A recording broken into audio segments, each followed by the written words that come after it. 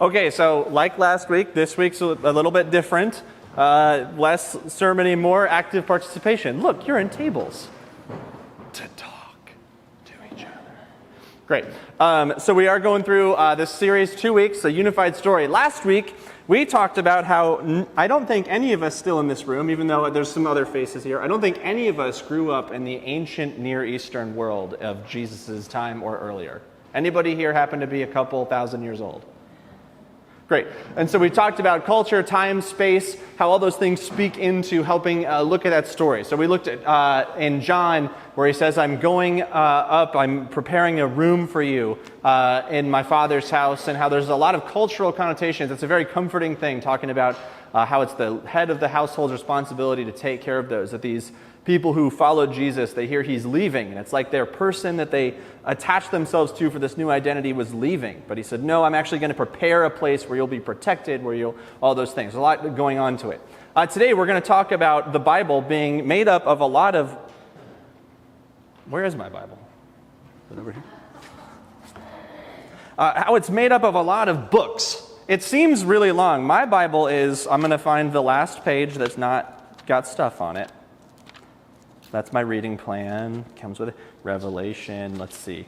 It is 2,242 pages long. It's long. Anybody? We did this last week. Cover to cover. Cover to cover twice. Yeah, it's really long, and it can be very intimidating. So we're going to look, it's a long book that acts more like a library. It's a collection of a lot of individual writings that were put together to create this long book that we talk so much about. And so if we can understand a little bit of how these different pieces all go together to make one, there we go. We can maybe approach some of the scripture a little bit more detailed. So as we go forward, next week we're going to start a series on parables, and a lot of this stuff, time, place, space, and the writers and who's talking and who's he talking to will be very important to help understand those things. So for the first thing that we're going to do, we're going to chat with people near us. I'm hopeful that you can see this. Can we see it? Is it okay? Can we read it sort of ish? Oh my goodness me. No. Go away, background. That one. Is that better? Ish? Okay. I want you to read these two things, and then with the people around you, tell me what is different about them. Are you with me? So just read one, read the other one, and then just like in things, what stood out to you about this side of it? What stood out to you about that side? How are they similar? How are they different? And how did you approach maybe understanding each story a little differently? Are we good with that? Okay, read, and then chat with people around you.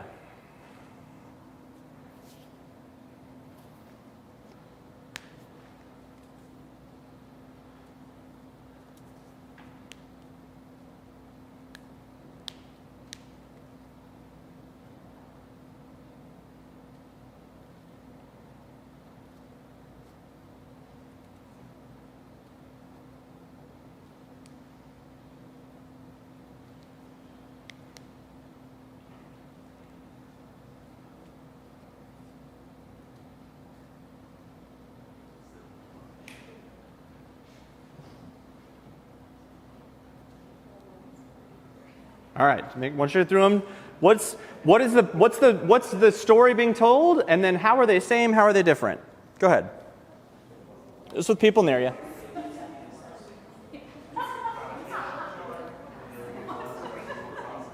That's all right. Be mean. We can be mean. That's fine, I guess.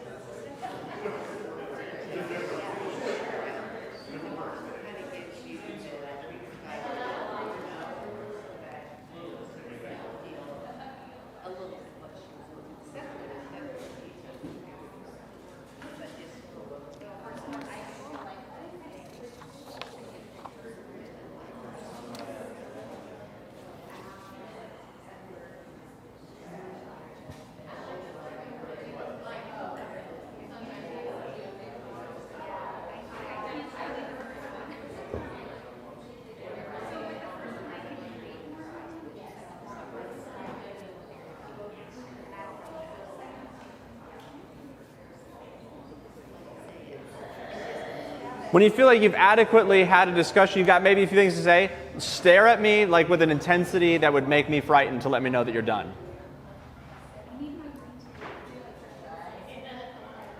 Okay, we're almost there. Frightening, frightening. Good, Summer? You're good? Are you good? Okay.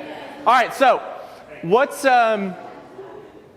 hear what we've got here. So what stood out to you about, let's start on the story on the left. Someone tell me just what is it, what did you take away from it? Just, we're volunteering some fun answers today. What did you take away from the left story? Anybody? Anything? This is like English class, I'm sorry. Cold, okay. What else stood out? Maybe you would say, oh, this one's kind of like that. Val, you had something funny to say, I think. I said the one on the right is Philip and the one on the left is everyone else. Okay, the one, why? Because the one on the right is wordier. Okay, the one on the right's a little wordier than the one on the left. So maybe succinct and not succinct. Great. That's a good, anybody story on the left or a story on the right? Similar differences. What do we have? How about the lawyer in the back of the room? We talked about the tone seems to be a little bit different. Okay. Like, I don't know. Just that the one on the right sets you up for almost feeling prepared all throughout, whereas I think the left one lets you project yourself more into it. Oh. Not as Okay, good. Anybody got anything at that table? What's similar, different? AJ? They use different words. What? How? Same story, different words. Same story, different words. Are they telling the same story? Yes. Are we sure? Okay. Did anyone say they're not the same story? Okay. Anything else? What about the right side story? Did anything jump out about having to read that one? All right. Yeah, no. Saw the hand. Pointed out grieving versus the crying. So the one you could just be sad about things in general in your life, and when you have someone. Good, good. All right. Yeah. It's the one on the left is written as a story. It's sentences, period, sentence, period. The one on the right is not. It's more like a poem. More like a poem. Ground, bound, peaks, leaves, trees, brook, rocks, grieves. You have some of those alliterative sounding things. Let's look at this one thing. Would you agree maybe this one is more of a short story and the other one is more of a poem, if that's an okay word? Are we good with that? So I have a question. In this story, it says the wind whips around her, right there. But in this one, it says whipping her hair into streaming snakes. Now I have a question for you. In the right side one, did the wind turn her hair into snakes? Who said no? Why? It says it whipped her hair into streaming snakes. Yeah, but you can have a streak. Medusa has snakes in her hair. Yeah. Did anyone say it's? How many of you would say her hair is not snakes? Great. Why? Luke? Because hair doesn't turn into snakes. So, how did you know to read that one with a different approach? Like, if that was like the story on the left, and I told you at the end it was Medusa, would it change your? Medusa is an old Greek person who has snakes for hair. For anyone playing along at home, would you then maybe think that's different? If at the end I said, by the way, this is Medusa. So, but how would you look reading that? Know to read things in there and go, I don't think I'm supposed to take that at 100% face value. Artsy, poetic language. Would we say the biggest difference between these two? One of them is trying to succinctly tell us something, even where there is some good stuff in there. The causing the flowers to bloom sends quivers through the leaves. There's still language in there, but we don't get the laughter gurgles laughter gurgles as a splashing brook, playfully tumbling over rugged rocks. There's a little bit of a different. Does laughter gurgle as splashing brooks? Do you ever feel like you laugh like a splashing brook, literally, like you start splashing water out of your mouth as you laugh? No? Okay, great. Keep this in mind, okay? Narrative versus more figurative language. Are we good with that? Great. So we are talking about the Bible as a full story from beginning to end. So we're going to just do a quick tour and then come back to this thing. So at the very beginning of it, we have the opening in Genesis as this place called the Garden of Eden. We heard that before? Great. We're introduced to some people there, one person named Adam, another person named Eve. God speaks things into existence.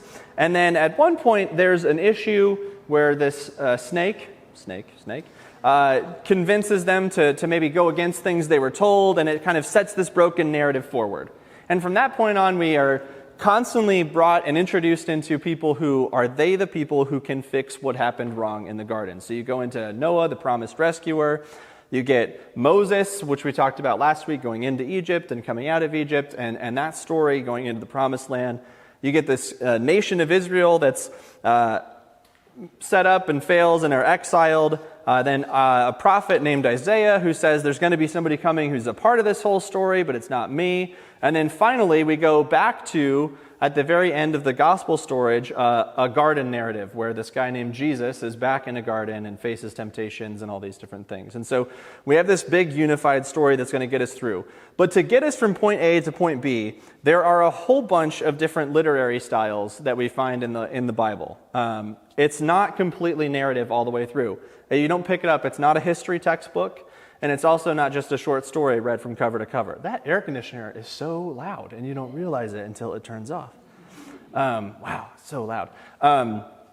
It's not all narrative. It's not just like picking up like a short story or novel and reading from cover to cover. You're going to come across different literary styles along the way.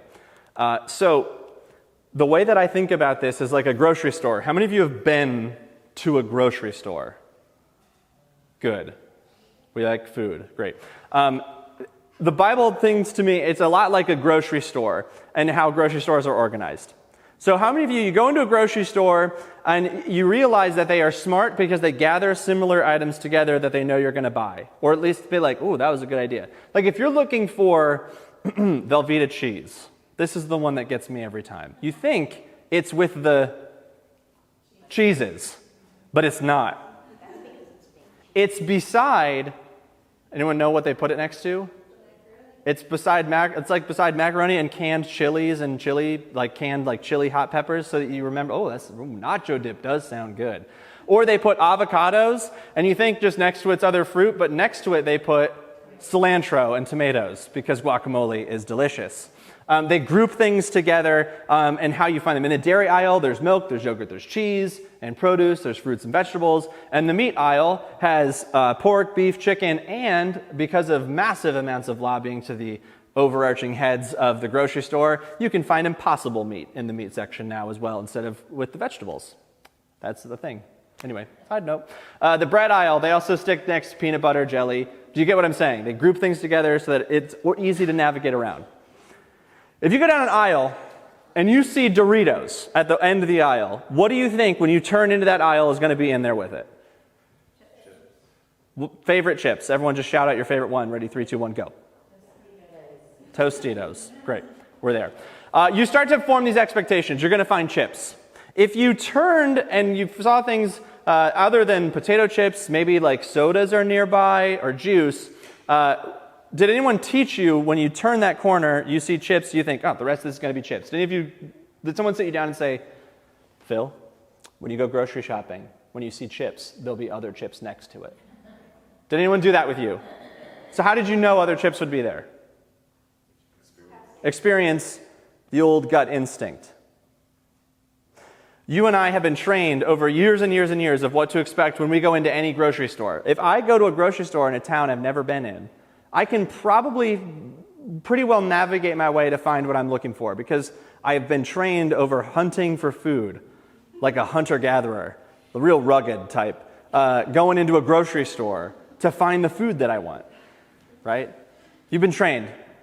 I finally learned it. After a while, I would call my mom and go, Mom, where do they keep Velveeta cheese? And she'd be like, it's not where you think it is. But you get trained. You learn it over time.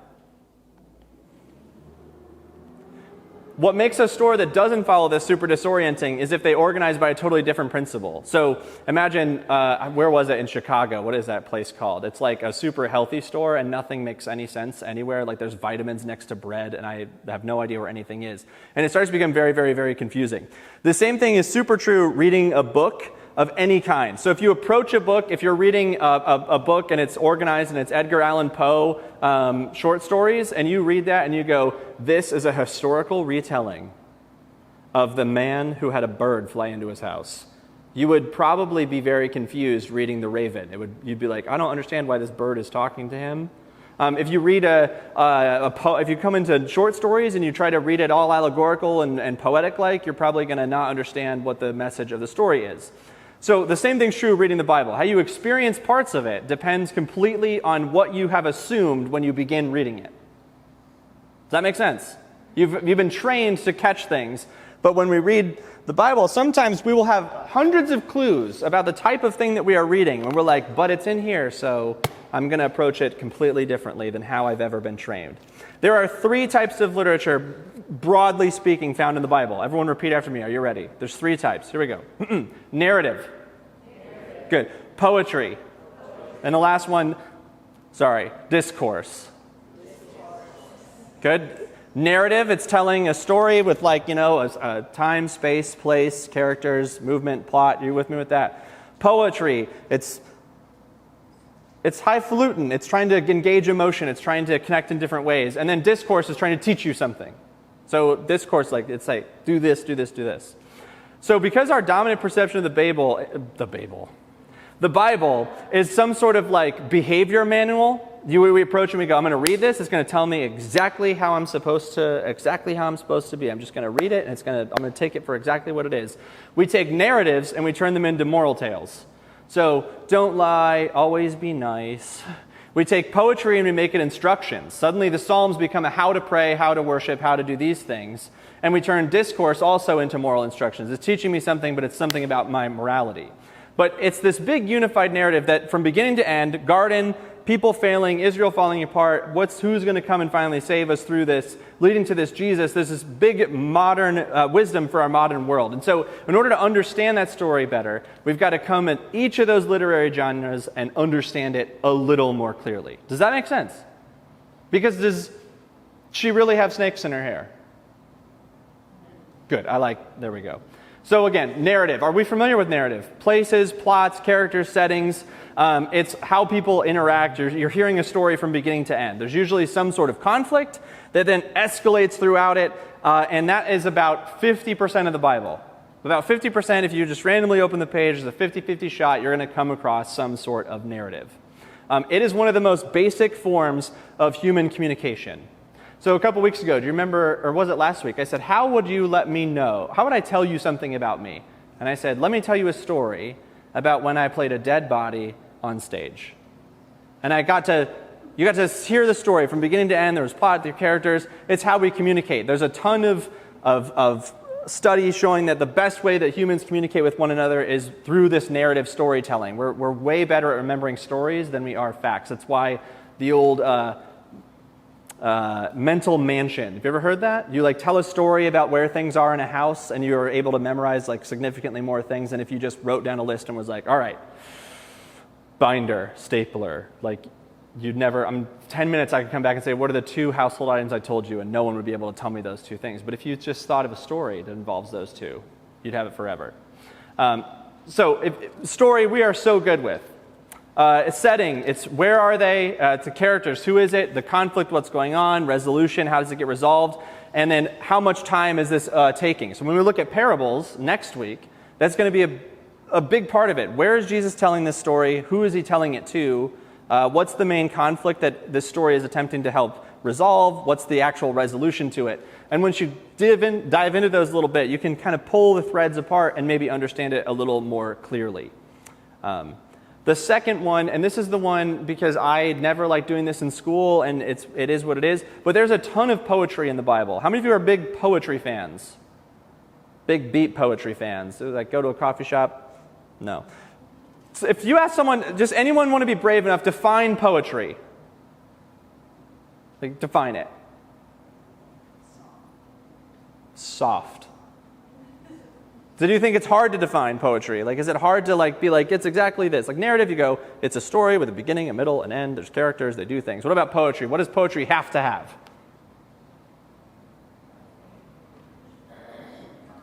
Right? You just kind of think for a while and you're like, I don't know, you're just a poet. It's, it's poetry. It's like, it is. It just is. It's essentially, in my mind, it's a kind of literature that evokes a concentrated, imaginative awareness of your experience. Poetry, its purpose is to get you to think really hard about your own awareness and experience of what's going on. Does that kind of make sense? Did you say on that story, I don't want to go all the way back, but someone said it felt more, was it back there? It felt like it was evoking more emotion. Was that this table? It felt like there was a more evocation of what you were experiencing, of the human experience, than the one on the right? Would we agree? The poetry felt like maybe you could feel the wind whipping your hair and turning it into snakes. Is that right? Cool. Poetry is a kind of human language that says more and says it more intensely than ordinary language. So if you want to say something and a little more intensity, a little more emotional impact, and it draws on those shared human experiences, you can write in poetry to help understand beyond more ordinary languages. So here's our biblical example for this. Exodus 14, 21 through 28. Everybody pull it up. Just read it out loud. Someone, once you have it at your table, just read 14, 21 to 28 with the people at your table. And just keep it in your brain, and we'll read another one after that. Okay? Go. 14, 21 through 28.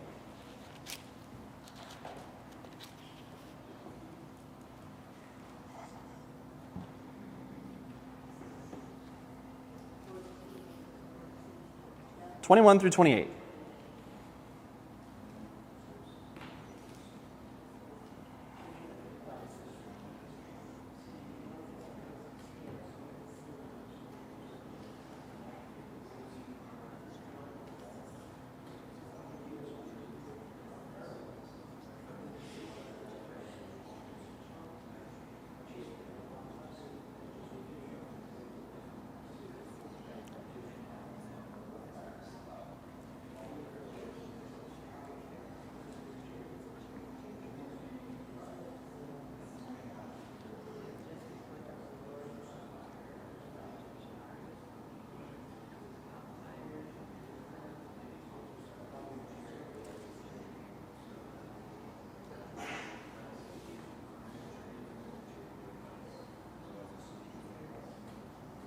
Once you've made it through 28, make eye contact with me. That makes me uncomfortable.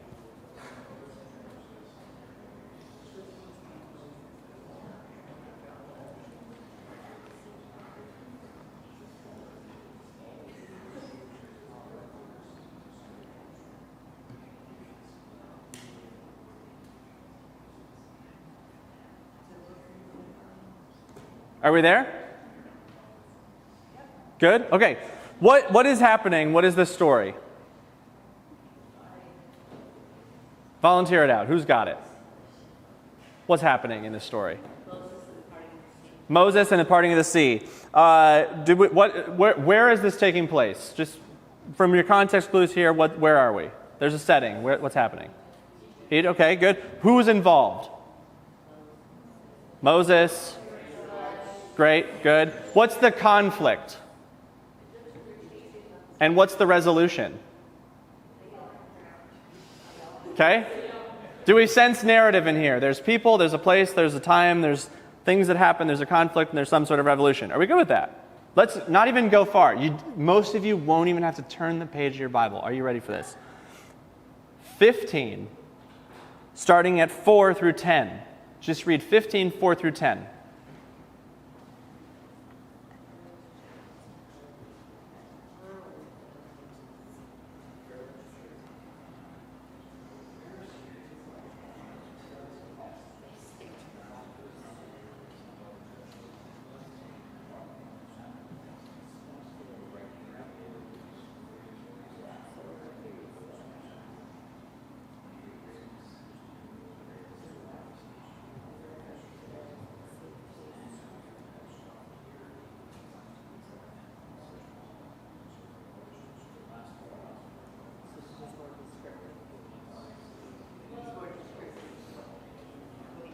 Again, awkward eye contact once you got it figured out.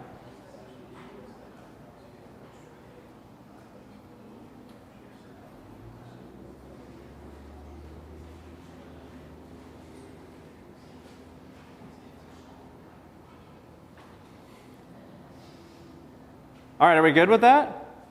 Are they telling the same story? Is 14, 21, 28, and 15, 4 through 10, are they telling the same event? Good. What is different about the two? Okay, one is... I didn't hear you. I'm sorry, I'm deaf. Narrative.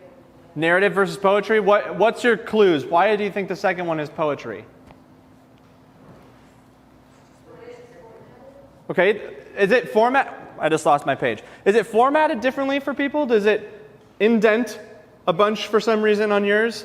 There's a little context clue. What else makes it feel different between the two?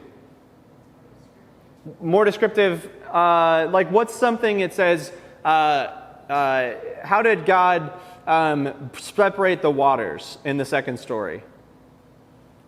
By the breath of his nostrils. Now, did God sneeze and blow the sea open? Is that what we're supposed to take away literally on the story? How about they sank like a stone? Or the sea congealed over the top of them. So just right there, within 15 verses, you've got from narrative to poetry that you would approach differently. One of those, you're catching the what happened. The other one, you're catching the emotion of it. God breathed out. What would the writer trying to be getting us to understand about God the Father in a moment where they could breathe out and separate a giant sea and it congeals over the top of them? And so there's different languages. There's form of poetry is so fluid, the way it goes, that it communicates feeling even if it seems like it's totally gibberish. Are you ready for the best piece of poetry on the planet? It's the entire point of Lewis Carroll's opening line to the poem Jabberwocky. I'm going to attempt to read you this poem. Ready? "'Twas brilling, and the slithy troves did gyre and gimble in the wob. All mimey were the bogrovs, and the mome raths outgab." Say it again. It's ridiculous, isn't it? Did it feel ridiculous? Because it didn't make sense. You're like, what are these even words? The "'twas brilling and the slowly toves"? But it's confusing. It's much more emotionally grabbing than going, you are in a place where nothing makes sense. Didn't it feel like you had no idea what was happening? In the book, The Road. Anyone ever read it? It's a fantastic book. Yes. In one of the... It's terrible. It's a father and a son in a post-apocalyptic world, and the language in it, as it's written, is written intentionally in poor grammar. The commas, periods are incorrect. Sometimes things aren't capitalized right. Because as you read it, you are instantly thrown into a world where nothing is like what you think it should be. And the text of it tells you it as you read it. And so they communicate through so many other things. The last one is discourse in the Bible, and that's just straight up informing, persuading, or challenging. And so we have letters like Ephesians, or challenges like the book of Hebrews that builds arguments through thought and development, and it tries to get you to figure things out. One of the keys you can tell you're reading something that's trying to teach you something is the best word in the Bible once you figure it out. It's the word therefore. Say therefore. If you see therefore, you have to figure out what it's there for. Now you'll never forget that, ever. So God's Deuteronomy 4, chapter 4 through 11, basically, hey, God saved you out of slavery in Egypt. Therefore, you should be faithful to your covenant. Or in Philippians 2, Jesus was killed and exalted for the gospel, and I, Paul, am in prison for the gospel, and I've risked my life for the gospel. Therefore, you need to have the same mindset in the Lord. It's all throughout it. You look for a therefore, what is it there for? It's trying to teach you something. If this is true, then you should be like this. That's your kind of context clue for it.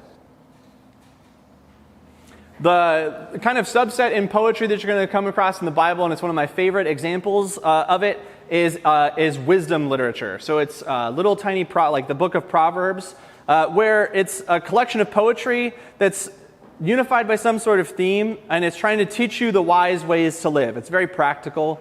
It's fantastic. There are, however, we're going to do this together. Ready? The early bird gets the... Great.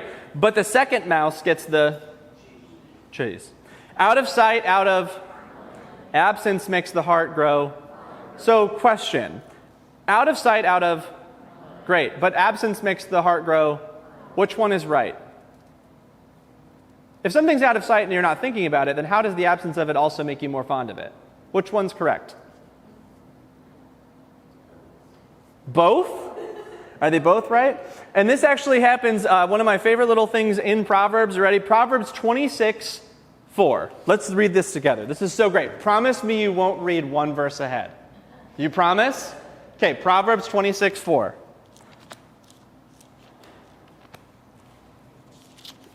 Don't read ahead. We're going to read it together.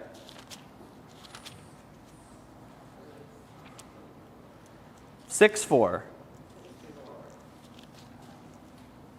All right, are you ready? Do not answer a fool according to his folly, or else you yourself will be just like him. What should we not do? What is it? Don't answer a... Or else...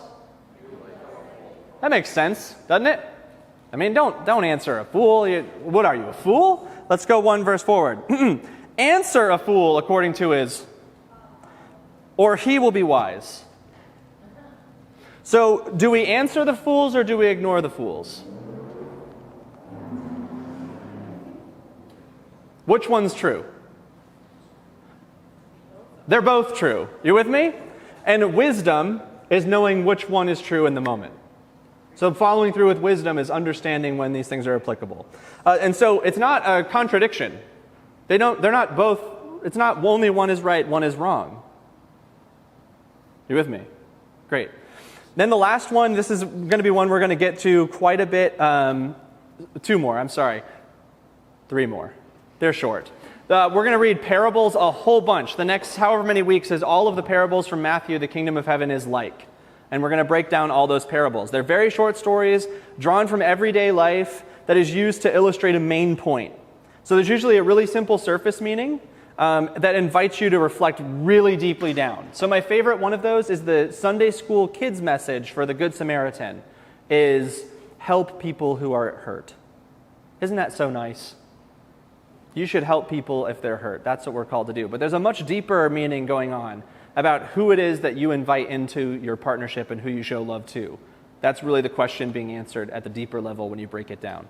Because they said, who is my neighbor? And we have this story to get through it. And so we'll look at the surface understanding, but really get down underneath it to see the more complex thing that's going on.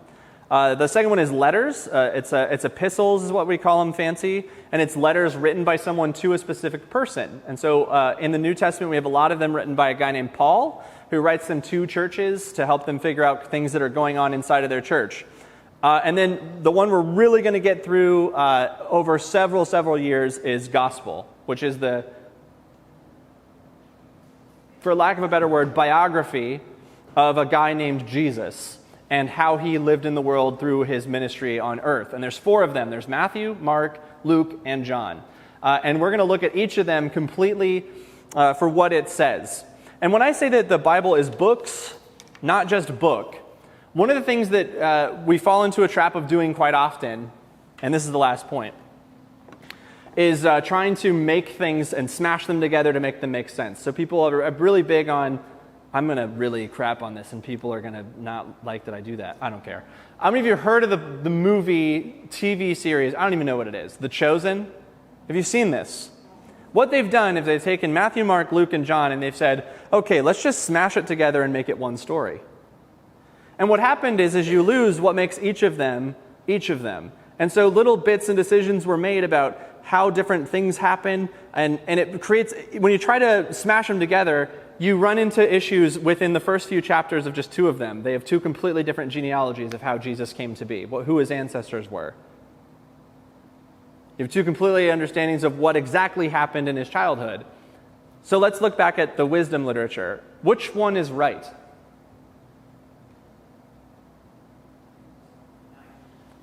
They both are. And you have to come at each of the books with who was the author, what was their intention. What are we trying to gain from this written piece? And we do this thing where we smash different stories together to make them make sense.